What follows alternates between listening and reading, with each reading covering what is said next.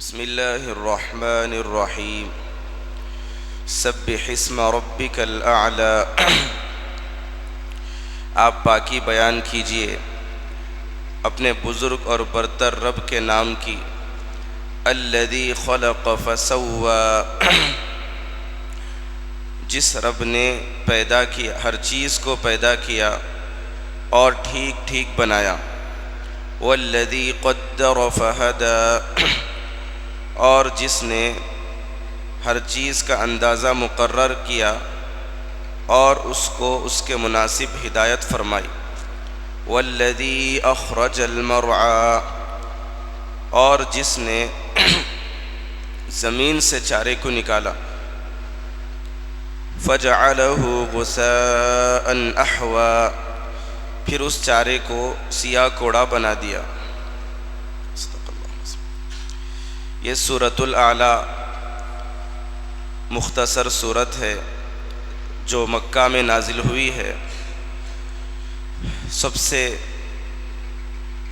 ابتدا میں نازل ہونے والی سورتوں میں سے ہے۔ اس سورت میں 3 قسم کے مضامین ہیں، 3 موضوعات پر اللہ نے بات کی ہے۔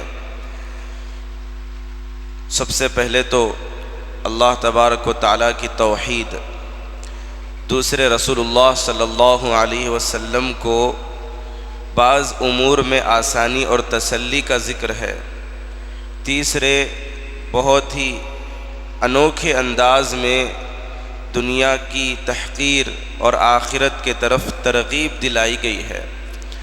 ابتدا میں نازل ہونے والی صورتوں میں خاص طور پر اللہ تبارک و تعالیٰ کی توحید اور رسول اللہ صلی اللہ علیہ وسلم کی رسالت اور آخرت پر اللہ تبارک و تعالیٰ بندوں کو مطلع فرماتے ہیں، اس کی تعلیم دیتے ہیں، جو کہ بنیادی 3 عقائد میں سے ہے۔ بنیادی عقائد میں سے 3 عقائد ہیں: توحید، رسالت اور آخرت، جس کو بعث بعد الموت بھی کہتے ہیں۔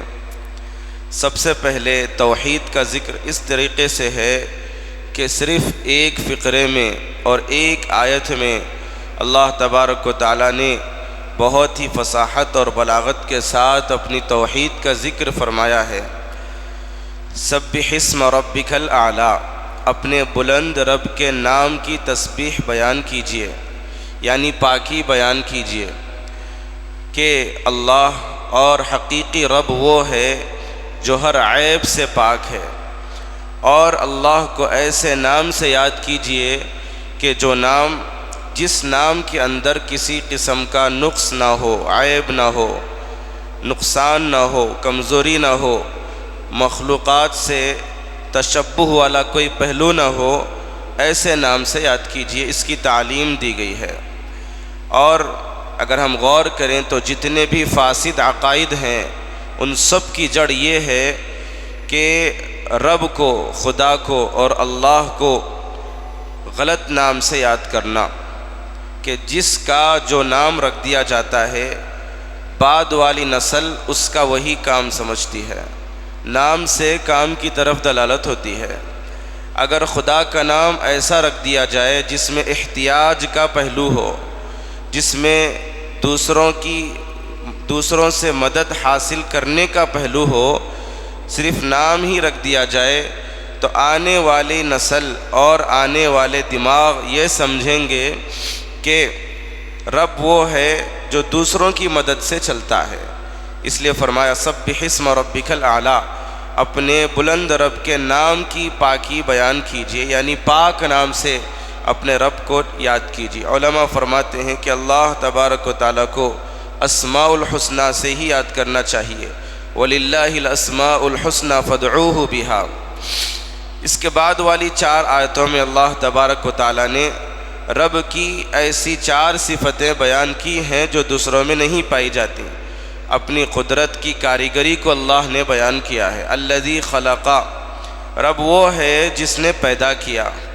معلوم ہوا کہ جو پیدا کیا جاتا ہے یا جس کو پیدا کیا جاتا ہے، جو دوسروں سے پیدا ہوتا ہے، وہ اس کو رب نہیں کہا جا سکتا، خدا نہیں کہا جا سکتا۔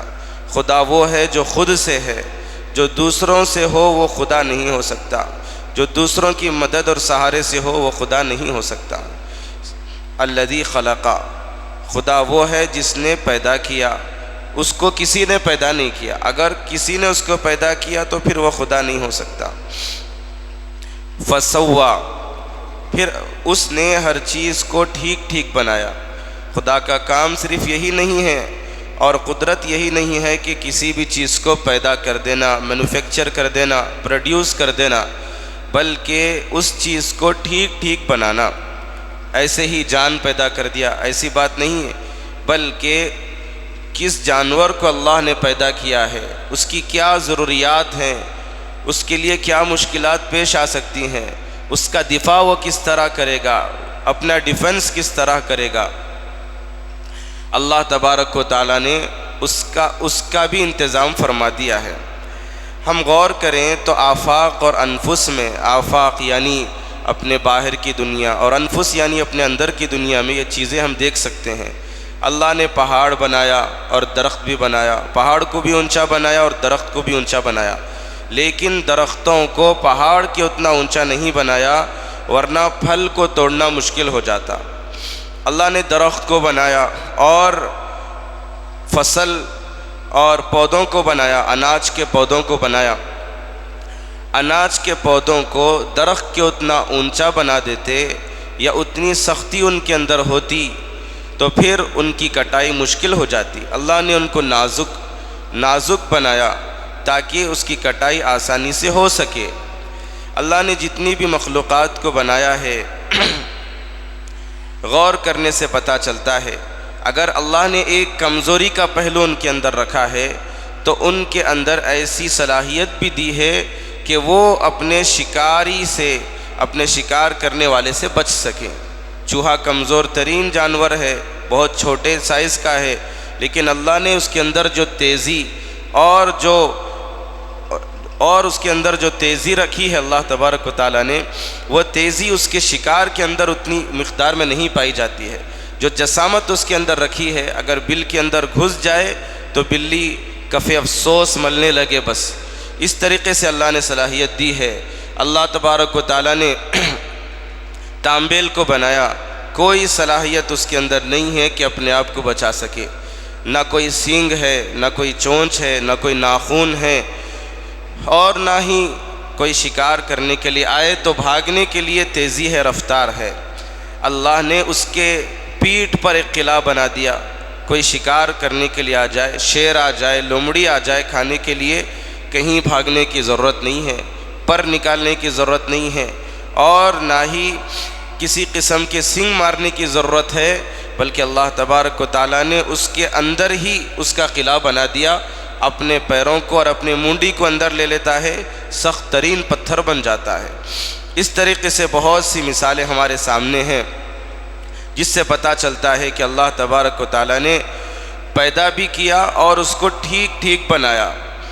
انسان اپنے اندر غور کر لے، اس کو تسویہ کہتے ہیں، ٹھیک ٹھیک بنانے کو۔ پہلا مرحلہ تخلیق کا، پھر تسویہ کا۔ انسان کو اللہ نے پیدا بھی کیا، ٹھیک ٹھیک بنایا۔ اگر ہمارا منہ پیشانی پر ہوتا یا ہمارے کان ناک کی طرف ہوتے، ناک کان کی طرف، ہاتھ پیر کی جگہ پیر ہاتھ کی جگہ ہوتے تو ہم اندازہ لگا سکتے ہیں کہ انسان کتنا بدنما معلوم ہوتا۔ ہر اعضاء کی جگہ وہی مناسب ہے جہاں اللہ نے بنائی ہے، مناسب جگہ رکھنے کو تسویہ کہتے ہیں۔ سارے عالم کو اللہ نے تسویہ کیا، سارے عالم کا تسویہ کیا، پیدا بھی کیا، تسویہ بھی کیا، ٹھیک ٹھیک بنایا۔ والذی قدر فہدی، اور خدا وہ ہے، رب وہ ہے جس نے ہر چیز کا اندازہ مقرر کیا۔ جتنے سیارے دنیا کے اطراف، سورج کے اطراف گھوم رہے ہیں، جتنی گیلیکسیز ہیں، سب کے لیے اللہ نے ایک منزل کو طے کیا ہے۔ وہ اس سے آگے بھی نہیں بڑھ سکتے، پیچھے بھی نہیں ہٹ سکتے۔